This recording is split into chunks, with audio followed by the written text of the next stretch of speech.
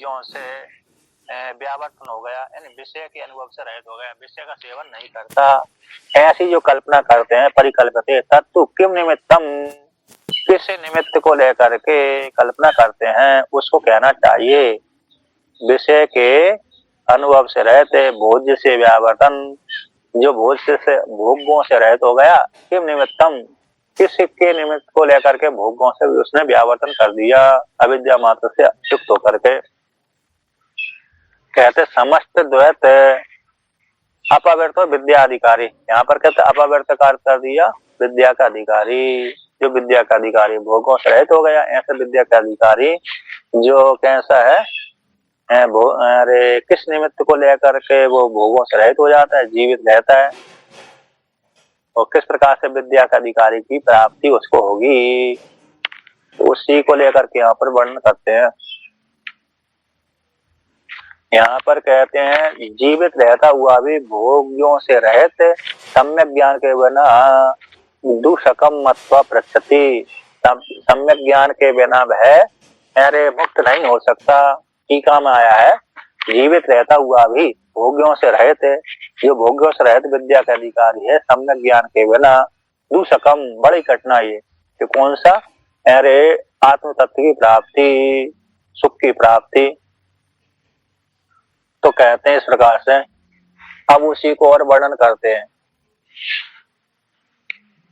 ज्ञान के द्वारा ही सम्यक आत्म तत्व की प्राप्ति होती, बिना ज्ञान के आत्म तत्व की प्राप्ति नहीं होती।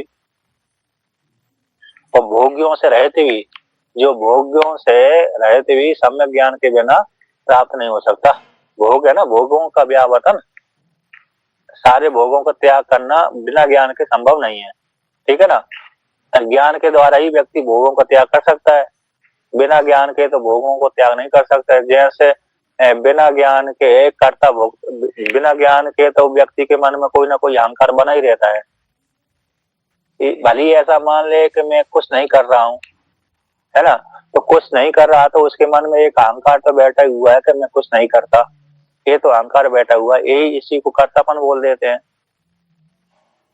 भली निठल्ला बन करके बैठा हो घर में, कहते मैं कुछ नहीं करता, कुछ नहीं, मेरे तो निठल्ला बन करके बैठ जाने के पश्चात भी उसके मन में एक अहंकार रहता है कि मैं कुछ नहीं करता, तो कुछ नहीं करता भी एक कर्तापन ही है। इस प्रकार से तो ये ज्ञान के बिना, और जो सब कुछ करता हुआ उसके मन में ऐसी भावना रहते है मैं सब कुछ करता हूँ, फिर भी वो कर्तव्य भाव उसमें नहीं है, तो फिर वो कुछ भी नहीं करता। तो ये ज्ञान के द्वारा ही अरे कर्तव्य भाव की निवृत्ति होती है, अज्ञान के द्वारा निवृत्त नहीं होती। और अज्ञान के बिना तो दुख का नाश होता ही नहीं है। अज्ञान अज्ञान अज्ञान के द्वारा दुख का नाश नहीं होता, बल्कि ज्ञान के द्वारा ही दुख का नाश होता है। अब उसी को और आगे वर्णन करते हैं। समस्त है ना, यहाँ पर टीका में दिया है, टीका में ऊपर से तीसरी पंक्ति, अप्राप्त कामे अप्राप्त काम भवति, जो प्राप्त नहीं हुआ उसमें कामना होती है, इच्छा होती है। हमारे पास घट नहीं है तो हम घट प्राप्त करने की इच्छा करते हैं। प्राप्त भोज्यात व्यावर्तन, प्राप्त निवर्तते थी, अब जो हमने उसे वस्तु की प्राप्ति कर ली तो प्राप्त हो जाने पर निवर्तते, वो काम वहां पर निवृत्त हो जाता है। भले दूसरी इच्छा लग जाए हमको, लेकिन वो उस वाला कामना तो कैसे हो जाती, निवृत्त हो जाती है। होती नहीं होती, हो जाती है। दूसरे की भली चाह न उड़ जाए, प्राप्त हो जाए कि मैं दूसरी वस्तु को प्राप्त करूं। इति प्रसिद्धि के द्वारा अपर विद्या के माध्यम से, अज्ञान के माध्यम, अपर विद्या ना रणगर्वादी जो अपर विद्या, उसके द्वारा कर्म समुच्चय रूप से, कर्म और समुच्चय रूप से, कर्म और विद्या के, कर्म और उपासना के माध्यम से हिरण्यगर्भ पद प्राप्ति, हिरण्यगर्भ के द्वारा हिरण्यगर्भ उपासना से होने वाली जो पद की प्राप्ति, हिरण्यगर्भ पद की प्राप्ति है। तन निवृत्ति कारणम, उसी की निवृत्ति कारणम हो जाए, इसी शंका करके कहते हैं। तब है वो निवृत्ति का हेतु नहीं बनती। कर्म समुचित उपासना के द्वारा हिरण्यगर्भ की प्राप्ति ही उसकी निवृत्ति में हेतु बन जाए, हो जाएगी, इसी आशंका को लेकर कहते नहीं, वो नहीं होती। समस्त द्वैत एकत्व आत्म आत्म प्राप्ति निमित्तम इति यदि उच्येता तत्पूर्वम एव निराकृतम। तो समस्त द्वैत एकत्व आत्म प्राप्ति निमित्त है। जो समस्त द्वैत को एकत्व रूप से प्राप्त कर लिया तो एकत्व आत्म प्राप्ति के निमित्त यदि आप ऐसा मानते हैं तो हमने पहले से ही निराकरण खंडन कर दिया गया है। समस्त द्वैत को एक कर लिया, समस्त द्वैत का एकत्व उसके साथ तादात्म्य कर लिया, तो तादात्म्य कर लेने से वही हिरण्यगर्भ के साथ एकीभूत कर लिया, तो उसकी रूप एकीभूत करने से उसकी पद हिरण्यगर्भ पद की प्राप्ति हो गई। वही पद की प्राप्ति हिरण्यगर्भ पद की प्राप्ति ही उसकी निवृत्ति में हेतु बन जाए। कैसे? ऐसा संभव नहीं है, पहले से हमने खंडन कर दिया। जो पद की प्राप्ति है उसकी निवृत्ति में हेतु नहीं बनती, बल्कि तो वो एक इच्छा विशेष थी, तो आप उसमें भोग भोगने लगते हैं। वही जो पद की प्राप्ति जो गति है वह निवृत्ति का हेतु नहीं बनती, ये पहले से ही खंडन कर दिया गया है। हिरण्यगर्भ पद की प्राप्ति उसकी निवृत्ति में हेतु नहीं बनती। कर्म सहित द्वैत एकत्व आत्म दर्शन संपन्नो विद्वान मृतः समवनित प्राणो जगद आत्मत्वम हिरण्यगर्भ स्वरूपम वा प्राप्नुयात्। असंवनितः प्राणो भोज्यात् जीवनम् एव व्यावृतो भक्तः परमार्थ दर्शन अभिमुख स्यात्। कहते कर्म सहित, कर्मों के सहित एक द्वैत के एकत्व दर्शन से, कर्मों के सहित द्वैत के एक दर्शन करने से संपन्न जो विद्वान है मर जाता है। मरा हुआ व्यक्ति उपासना और कर्म के माध्यम से एक जान लिया, हिरण्यगर्भ के साथ एकीभूत हो जाता है।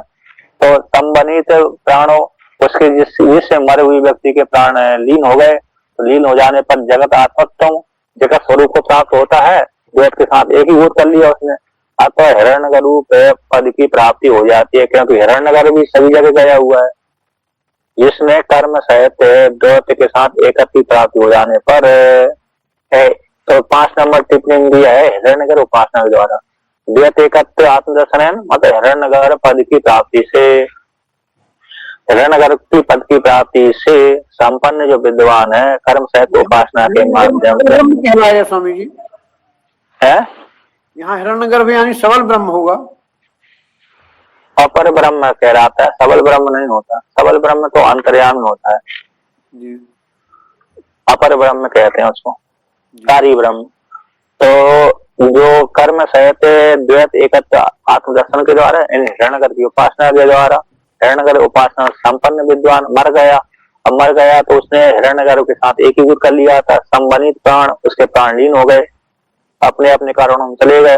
तो जगत आत्मत्वम हिरण्यगर्भ के साथ प्राप्त हो जाने पर जगत स्वरूपात्म बन जाता है, अथवा हिरण्यगर्भ पद की प्राप्ति हो जाती है, हिरण्यगर्भ स्वरूप को प्राप्त हो जाता है। अब जो जिसके पहले ऐसे हिरण्यगर्भ के सहित कर्म सहित हिरण्यगर्भ की उपासना के द्वारा और जिसके प्राण उसमें लीन हो गए, तो जिसके प्राण कैसे हो गए? संबंधित लीन, संहार को प्राप्त हो गए, विनाश को प्राप्त हो गए। किंतु जिसके असंबंधित प्राणों, जिसके प्राण लीन नहीं हुए है ना, और भोग प्राण जिसके प्राण लीन नहीं हुए, ऐसे भोज से व्यावर्त जीवित रहता हुआ व्यक्ति, भोज से व्यावर्त जो व्रत पुरुष है वह उस व्यक्ति विद्या के अधिकारी उस व्यक्ति के लिए कहते परमार्थ दर्शनम, परमार्थ दर्शन के अभिमुख हो जाता है। जो जीवित रहता है, जिसके प्राण लीन नहीं हुए, ऐसा जो भोगों से रहते, ऐसा व्यक्ति परमार्थ दर्शन के अधिकारी हो जाता है, अभिमुखी हो जाता है।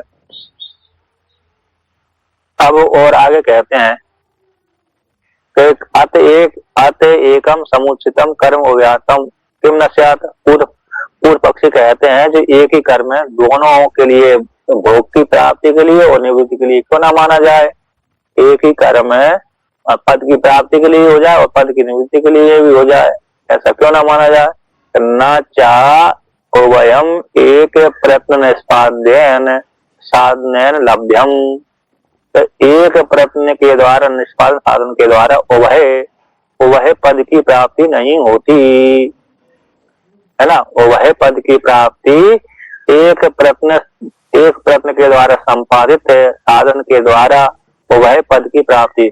पद की प्राप्ति हो जाए और निवृत्ति का साधन भी बन जाए, ये संभव नहीं है। तो यहाँ पर आगे वर्णन करते हैं कि हिरण्य गर्भ प्राप्ति साधनम चेत ना तत्व व्यावृत्ति साधनम। यदि आप कर्म समुचित उपासना के माध्यम से हिरण्य गर्भ की प्राप्ति का साधन मानते हैं उपासना आदि को, एकत्व दर्शन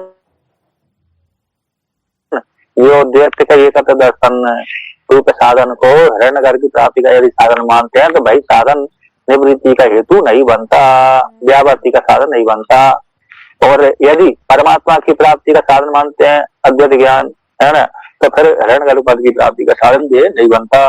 तो परमात्मा अभिमुखीकरण, जो परमात्मा की ओर अभिमुख हुआ है ऐसे साधक का भोज्य व्यावृत है, तो भोज्य से रहित, भोगों से रहित हो गए, व्यावृत हो गए, ऐसे उस व्यक्ति का साधन यदि है तो वह साधन न हिरण्यगर्भ प्राप्ति साधनम, हिरण्यगर्भ की प्राप्ति का साधन नहीं होगा, तो वो परमात्मा की प्राप्ति का ही साधन बनेगा।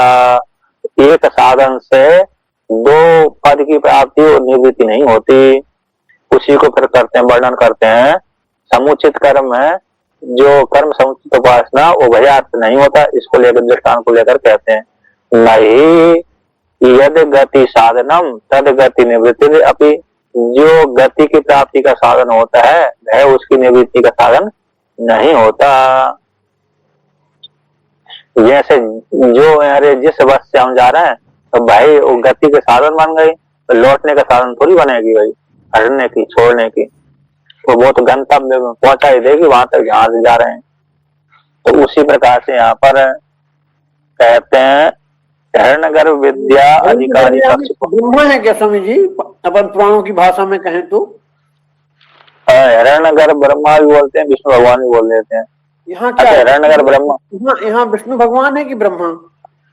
ब्रह्मा जी कह रहे ओमकार की उपासना करेंगे तो हिरण्यगर्भ विष्णु भगवान आते हैं। यहाँ जो वो हिरण्यगर्भ को प्राप्त होता है ये ब्रह्मा जी के लिए है कि विष्णु भगवान के लिए है? ब्रह्मा जी के लिए है जी, ठीक। तो कहते हैं हिरण्यगर्भ को ब्रह्मा जी बोलते हैं प्राय करके, विराट उसका स्तु शरीर ही हो जाता है ब्रह्मा जी का ही। अत मृत्वा हिरण्यगर्भम प्राप्त ततः समवनित प्राणो नाम अवशिष्ट परमात्म ज्ञाने अधिक्रियते। अत मर करके, यहाँ से मर करके व्यक्ति हिरण्यगर्भ विद्या के अधिकारी को पक्ष को लिख कर निक्षेप करते हैं, आक्षेप करते हैं। कहते हैं यहाँ से मर करके हिरण्यगर्भ पद प्राप्त, जिस व्यक्ति ने साधना करी हिरण्यगर्भ पद की प्राप्ति, मोक्ष पद की प्राप्ति करी और साथ साथ हिरण्यगर्भ पद की प्राप्ति के लिए साधना कर रहा, तो कहते मर करके हिरण्यगर्भ को प्राप्त हो गया। तो प्राप्त हो जाने के पश्चात तथा उसी प्रकार से संबंधित प्राणों, जिसके कहते हैं जो प्राण है लीन हो गए, नाम मात्र से अवशिष्ट व्यक्ति परमात्म ज्ञान में अधिकार हो जाएगा। कहते तत्व, तो जब हो जाएगा तो कहते हैं तो ऐसा यहाँ से मर कर, पूर्व पक्षी कहता है यहाँ से मर करके गया और मर करके हिरण्यगर्भ पद को प्राप्त हो गया, प्राप्त होकर के वहां से संबंधित प्राण सारे प्राण उसी आत्मा में लीन हो जाएंगे। तो नाम मात्र शेष जो विद्या का अधिकारी है वह परमात्म ज्ञान में अधिकारी हो जाएगा। तो कहते हैं तत्व अस्मदादि, तो फिर तत्व सिद्धांति यहाँ पर खंडन करता है, उसका खंडन करता है, पूर्व पक्षी की वाणी खंडन करता है। तत्व अस्मदादि अर्थम परमात्म ज्ञान उपदेश अनर्थका स्यात्। फिर तो भाई हम लोगों के लिए जो व्यक्ति मर करके यहाँ से जाएगा हिरण्यगर्भ पद की प्राप्ति करेगा, फिर भाई उसके प्राण उसी हिरण्यगर्भ रूप आत्मा में लीन हो जाएंगे, तो भाई विद्या का अधिकारी होगा। तो ऐसा जब ऐसी प्राप्ति होगी तो फिर यहाँ पृथ्वी लोक में जो मनुष्य आदि पुरुष आदि है साधक है, साधक साधिका है, उनके लिए ज्ञान का उपदेश किया जा रहा है तो वो तो व्यर्थ ही हो जाएगा। पहले तो व्यक्ति को हिरण्यगर्भ पद की प्राप्ति होगी, फिर वहीं पर विद्या का अधिकारी होगा, तो ये तो पृथ्वी लोक का ब्रह्म ज्ञान कैसा व्यर्थ हो जाएगा। तो अस्मदादि के लिए जो परमात्म दर्शन है परमार्थ दर्शन जो ज्ञान है वह ज्ञान ज्ञान रूप जो उपदेश कैसा हो जाएगा, अनर्थक हो जाएगा। तो कहते हैं सर्वेशाम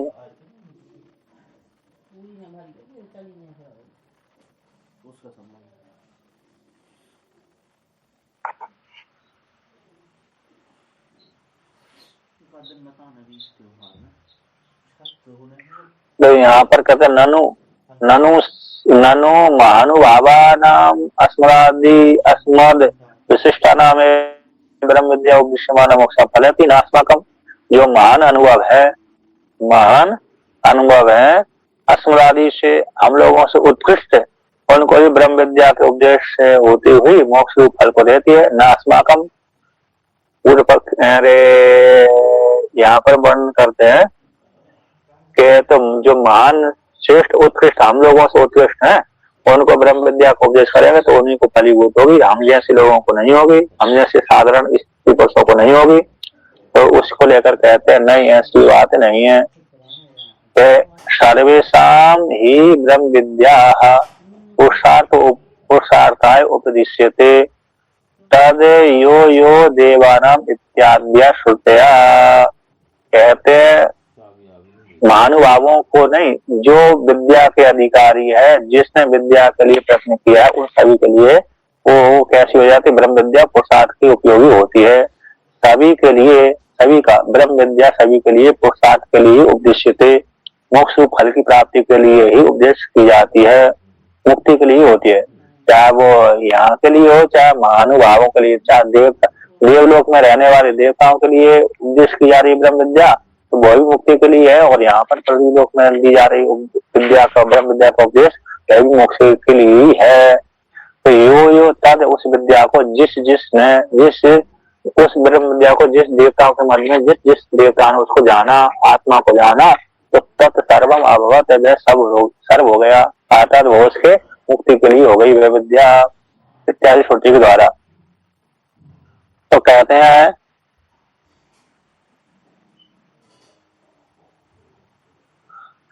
तो तस्माद अत्यंत निकृष्टा शास्त्र बाह्या एव इयम कल्पना।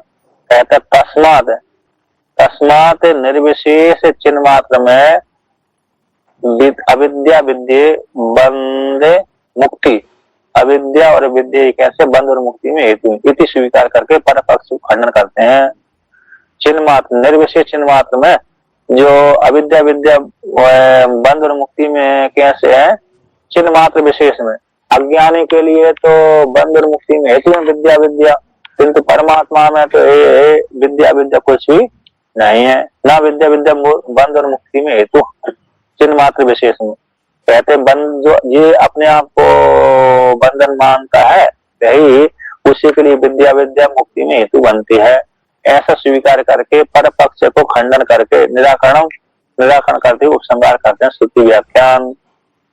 तो क्या कहते तस्मात अत्यंत निकृष्टा शास्त्र भाई एवं कल्पना। कौन सी कल्पना के निकृष्ट है उनकी कल्पना के कौन खत्म अभी ओपन यहाँ से मर करके जाएगा और मर करके जिसके ग्रह अतिग्रह रूप जो दोष थे वो निवृत्त हो जाते, विनाश हो जाने से, और नामात्र शेष रहता है। तो नामात्र शेष रहने के पश्चात मर करके जाएगा हिरण्यगर्भ की पद की प्राप्ति होगी। तो वहां पर जाकर के ब्रह्म विद्या का अधिकारी जो है वहीं पर जाकर के मुक्त होगा। ये जो उन्होंने कल्पना करी थी है ना, तो वो कल्पना कैसे शास्त्र के द्वारा भाई है। यहाँ से व्यक्ति मरेगा और ना ग्रह अतिग्रह को भी विनाश कर देगा, यहाँ से मर करके हिरण्यगर्भ लोक में जाएगा, या तो हिरण्यगर्भ के साथ एकीभूत हो जाएगा, फिर वहां पर एकीभूत होकर के फिर क्या करेगा, ब्रह्म विद्या का श्रवण करेगा और ब्रह्म विद्या का श्रवण करके फिर मुक्त हो जाएगा। ऐसी जो कल्पना करी थी पूर्व पक्षी ने कैसे थे, तो वो कल्पना कैसी शास्त्र भाई है। कहते हैं प्रकृतम तू वर्तिष्यामा। अब प्रकरण को हम वर्तन करते हैं, कथन करते हैं। जो प्रकरण चल रहा था प्रकृतम तो कौन सा, श्रुति व्याख्यान। तो जो प्रकरण श्रुति का व्याख्यान था, यद्यपि गीता प्रेस में यहाँ पर पहले ही प्रयोग करना चाहिए मंत्र को, किंतु यहाँ पर आकर के जो किया था, तो कहते हैं जो प्रकरण है उसको कथन करते हैं, प्रकरण में आते हैं। अभी जो उन्होंने वादियों ने यह कल्पना करी थी, कल्पना को क्या कर दिया, श्रृंगार कर दिया, खंडन कर दिया। हाँ, कुछ कभी कभी कैसी है, द्वार भेद को लेकर के जो व्यक्तियों ने साधना करी थी, परमात्मा की प्राप्ति के लिए साधना करी थी, किंतु साधना करते करते करते उनका शरीर छूट गया ज्ञान। जो हिरण्यगर्भ रूप को प्राप्त हो गया है ब्रह्मलोक जाकर के, वो तो फिर बाद में मुक्त ही हो जाता है ना ब्रह्मा जी के उपदेश से। हाँ, वहां पर तो ये द्वार भेद है, मतलब जो पूर्व पक्षी का कहना था यहाँ से पहले मर करके जाएगा, ब्रह्मलोक में जाएगा, तो वहीं जाकर के विद्या का अधिकारी होगा। यहाँ पर विद्या का अधिकारी नहीं, क्योंकि यहाँ पर तो अभी ज्ञान मात्र से बचा हुआ है, शेष रह रहा है। इसी हेतु से वह उस ब्रह्मलोक में जाएगा और ब्रह्मलोक में जा करके वह मुक्त होगा। यहीं पर मुक्त नहीं होगा, पृथ्वी लोक में मुक्त नहीं होगा। क्यों? विद्वान का नाम बना रहता है पृथ्वी लोक में, कुछ काल तक तो बना रहता है, बहुत काल के बाद ही व्यक्ति भूलते हैं, सामान्य व्यक्ति को, है ना, हजारों साल के बाद भूलते हैं। ऐसे जो बड़े बड़े जिसका नाम हो जाता है हजारों साल तक चलते ही रहते हैं। अब जैसे सुखदेव जी का तो नाम तो हजारों वर्ष से लाखों वर्ष तभी चल रहा है, तो उस प्रकार से। किंतु उनका कहना था कि इस नाम शेष रहने से ब्रह्मलोक में जाएगा, और ब्रह्मलोक में जाकर के ब्रह्मा जी के उपदेश से, हिरण्यगर्भ के उपदेश से, या तो हिरण्यगर्भ के साथ एकीभूत होकर के, या तो हिरण्यगर्भ से भिन्न रह करके, हिरण्यगर्भ के द्वारा उपदिष्ट होकर के, अरे श्रवण मनन यातन करके मुक्त होगा। ऐसी जो उनकी कल्पना थी, वो कल्पना शास्त्र के द्वारा बाह्य है। हाँ, द्वार वेश है। अब द्वार वेश से मतलब कैसे हो गया, जिस व्यक्ति ने साधना यहाँ पर परमात्मा की प्राप्ति के लिए साधना करी थी, चिंतन कर रहा था, चिंतन करते करते करते उस ज्ञान होने से पहले ही यद्यपि परोक्ष ज्ञान हो गया था, अपरोक्ष ज्ञान नहीं हो पाया, दृढ़ बोध नहीं हो पाया था, तो ज्ञान होने से पहले उसका शरीर छूट गया, तो शरीर छूट गया तो ब्रह्मलोक में चला जाएगा, है ना। ओमकार की साधना के बल के प्रवास, वहां पर जाकर के उसको ज्ञान हो जाएगा, ये तो व्यवस्था है। किंतु वहीं पर जाकर के ज्ञान होगा, यहाँ पर ज्ञान नहीं होगा, ये व्यवस्था नहीं है। ये शास्त्र विरुद्ध कल्पना है, इसका खंडन किया है।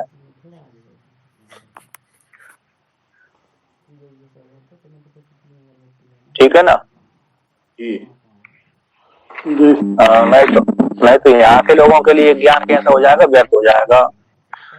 तो अब उसी और आगे वर्णन करते हैं, कहते तत्र केन प्रयुक्तम ग्रह अतिग्रह लक्षणम वंदनम, किसकी प्रेरणा से युक्त होकर। अब यहाँ पर प्रश्न करते हैं, तो कैसे की प्रेरणा से जीवात्मा को ग्रह और अतिग्रह लक्षण जो बंधन है प्राप्त होते हैं, इस वाक्य को निर्धारण करने के लिए यहाँ पर निर्धारण करने की इच्छा से यहाँ पर श्रुति कहती है, यानी जीवात्मा को भी उसको मुक्ति प्राप्त हो सकती है और ब्रह्मलोक में भी प्राप्त हो सकती है, दोनों है ना स्वामी। हाँ, साधक को, हाँ, जो साधक है यहाँ पर आत्मा का चिंतन कर रहा था, तो चिंतन करते करते यदि उसको ज्ञान नहीं हो पाया, व्यक्ति कभी कभी मन में रहता है, कामना विशेष रहती है ना। तो जैसे एक महात्मा जी रहते थे, एक महात्मा जी थे, उनका शरीर छूट गया।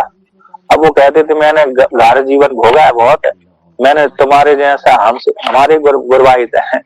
तो कहते थे जैसे तुमने तो ब्रह्मचर्य पूर्वक पहले से ही साधु बन गए, और मैंने तो घर जीवन भोग करके आया हूँ। अब मेरी इच्छा है कि 2 बार पहले स्वर्ग जाऊंगा, स्वर्ग से पुनः फिर वहां पर भोग भोगूंगा, पुनः पृथ्वी लोक में आऊंगा, लोक में आकर के फिर पुनः जन्म से ही फिर ब्रह्मचारी बन करके साधु बनूंगा ब्रह्मचर्य पूर्वक। उनके मन में यही बैठी रहती थी। अर्थात पहले अभी तुमने तो ले लिया, विवाह आदि नहीं किया, मैंने विवाह कर लिया था, बच्चे आदि पैदा कर लिए थे, अब मैं मर करके स्वर्गलोक में जाऊंगा, स्वर्गलोक से पुनः इस लोक में आऊंगा, फिर ब्रह्मचर्य पूर्वक धारण करूंगा, फिर मुक्त होऊंगा, अभी नहीं होऊंगा। ऐसा नहीं है, से भी हो सकती है, जीवन मुक्ति का आनंद मिल सकता है। उस व्यक्ति को भी जो गृहस्थ से संन्यास में आया है, वो भी अगर कृपा हो जाती है तो उसको भी मतलब अप्रोक्षानुभूति हो सकती है। वो तो होती है, उसमें क्या, कौन सी, उसमें तो कोई नहीं है। अब उनके मन में ऐसी भावना बैठी थी ना, बैठ गई थी जी। उनके मन है शिवा वो सोचते थे कि नहीं व्यस्त होने के बाद फिर जन्म से साधु बनेगा उसी को ज्ञान होगा, ऐसी बात नहीं है। तो सभी को होता है, जब भी जिसकी अंदर भावना बैठ जाए, चाहे व्रत हो चाहे व्रत हो, सभी व्रतों को ज्ञान नहीं होता। व्यक्ति तो ले लिया लेकिन ज्ञान का चिंतन नहीं किया तो उनको थोड़ी ज्ञान होगा। तो यहाँ भी हो जाते, वहां भी हो जाते हैं, मर करके इस लोक में गया, इस लोक से मर करके चला गया, उस लोक में यहाँ पर चिंतन कर रहा था, चिंतन करते करते ज्ञान नहीं हो पाया, लेकिन ज्ञान के लिए साधना करी थी तो उस लोक में जाकर उसको ज्ञान हो जाता है। लेकिन अब उस लोक में जाएगा कि नहीं जाएगा, लेकिन प्राय करके चला भी जाता है। कभी कभी कर्म ऐसे ही खराब होते हैं कि वो दूसरे लोकों में चला जाता है कि नहीं। संचित वाले जो कर्म होते हैं, यदि भी परोक्ष ज्ञान का भी फल बहुत वर्णन किया है पंचदशी में वर्णन किया कि परोक्ष ज्ञान का इतना बड़ा फल होता है। अपरोक्ष ज्ञान का तो फल होता है कि मैं ब्रह्म हूँ, लेकिन परोक्ष ज्ञान का भी कहते हैं जो ये कर्म थे बहुत नष्ट हो जाते हैं, संचित वाले कर्म नष्ट हो जाते हैं, ऐसा वर्णन किया गया वहां पर। अब श्रुति का पाठ करते हैं, तो किस कारण से साधक को जो कर्म ग्रह अतिग्रह लक्षण जो बंधन है प्राप्त होते हैं, उसको निर्धारण करने के लिए ये श्रुति आई है कि जीवात्मा किस कारण से तत्त योनि में जाता है कि नहीं। तत् योनि में जाता है, चाहे पशु योनि में, चाहे पक्षी योनि में, चाहे देव योनि में, चाहे मनुष्य योनि में, तो किस हेतु से जाता है उसके लिए यहाँ पर ये मंत्र आता है। उसमें हेतु कौन है? हेतु इसमें कर्म का वर्णन करते हैं। याज्ञ बल के होवाच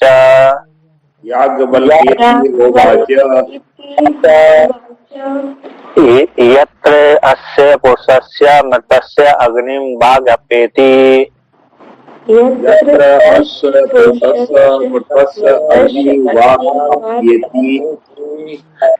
वातं प्राणस्य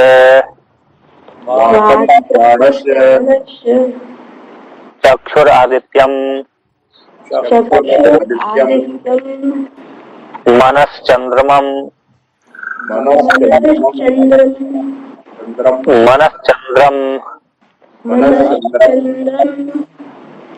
दिशः श्रोत्रं पृथ्वीं शरीरं आकाशम आत्मा औषधिर्लोमानि वनस्पतिन केशा अप्सु लोहितं च रेतश्च निदीयते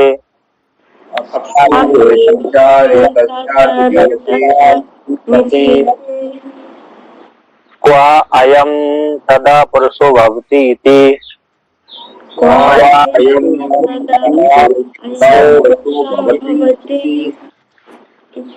हरे सौम्य हस्तम आर्त भाग आवाम एव एतस्य वेदिष्यावो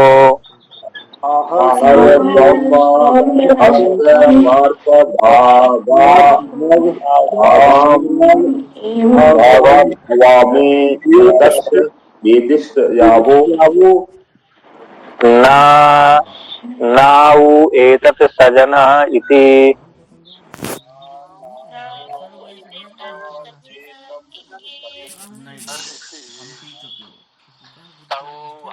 उत्क्रम्य मंत्र्यान् चक्राते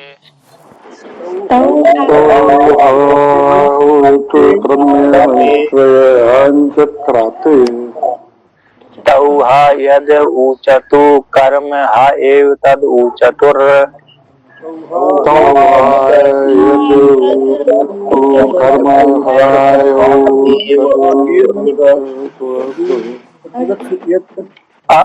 अत यत प्रशंसतु कर्म हा एव तत् प्रशंसतु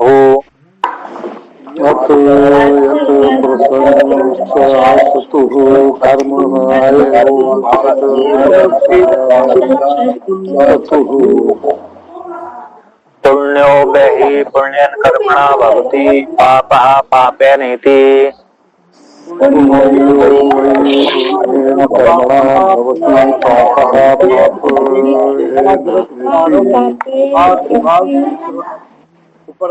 ततो जारत कारव आर्त भाग उपराम। ततो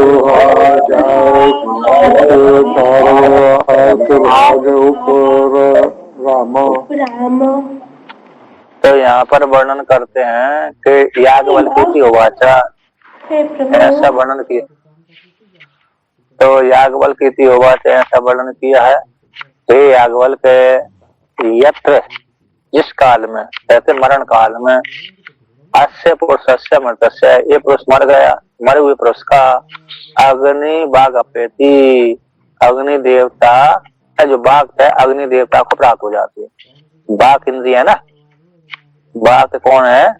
अरे अग्नि देवता को प्राप्त हो जाती है। और प्राण बात को प्राप्त हो जाता है, वायु को प्राप्त हो जाता है। आदित्य चक्षु इंद्रिय, कहते चक्षु इंद्रिय आदित्य भाव को प्राप्त हो जाते हैं। यहाँ पर देवताओं के अंश विशेष है। यहाँ पर कैसे है? यद्यपि अरे इंद्रिय बनी रहती हैं, लिंग शरीर बना रहता है, किंतु लिंग शरीर को एक एक इंद्रियों के ऊपर है, जो अनुग्रह करने वाले देवताओं के अंश विशेष हैं, वो लीन हो जाते हैं। यहाँ पर वर्णन किया देवताओं के अंश को लेकर के, क्योंकि लिंग शरीर नहीं रहेगा तो मुक्त ही हो जाएगा, अथवा अरे बिना लिंग शरीर के तो गमन भी नहीं होगा उसका, एक देश से दूसरे देश को नहीं जाएगा। किंतु यहाँ पर इंद्रिय शब्द से इंद्रियों के ये जो अंश है, देवताओं के अंश अभिमानी, उनका वर्णन किया गया है। कहते हैं आदित्य चक्षुर आदित्य में लीन हो जाती है, मन चंद्रमा में लीन हो जाता है, श्रोत इंद्रिय दिशा में लीन हो जाती है, शरीर अरे पृथ्वी नष्ट भ्रष्ट हो जाता है, प्रत्यक्ष देखा जाता है। और कहते हैं हृदय आकाश, जो हृदय के भीतर आकाश है, वह महाकाश में लीन हो जाता है।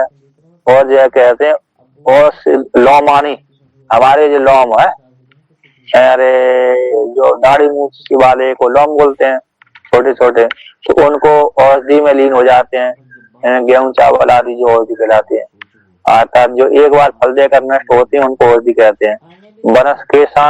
वनस्पति कहते जो लंबे लंबे बाल होते हैं, उनको केश बोलते हैं।